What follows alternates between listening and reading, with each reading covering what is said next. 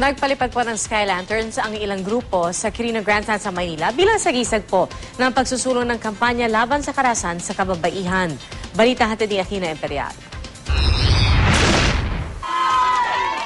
Nagliwanag ang himpapawid ng Quirino Grandstand ng paliparin ng mga grupong di sang-ayon sa Violence Against Women o VAW ang kani-kanilang mga Sky Lanterns. Sagisag daw ito ng pagbibigay ng ilaw ng pag-asa sa mga babaeng nakararanas ng pang-aabuso. Pinangunahan ng Philippine Commission on Women o PCW ang programa. Ngayong taon, isinusulong ng PCW ang vow-free society sa panahon ng armadong hidwaan at kalamidad. Karaniwan daw kasing biktima ang mga babae tuwing may sigalot, gayon din kapag may kalamidad. At ang resulta nito, sexual trauma, problema sa pag-iisip, di inaasahang pagbubuntis at sex-related diseases.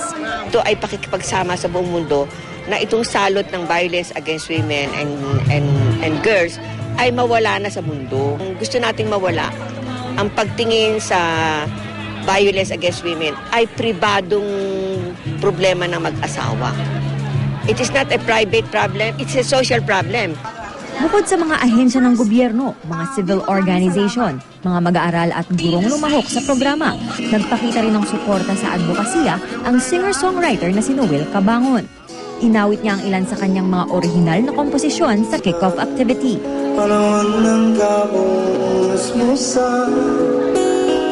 sa piling ng mga bulaklak at laban, doon tayo nagsimula.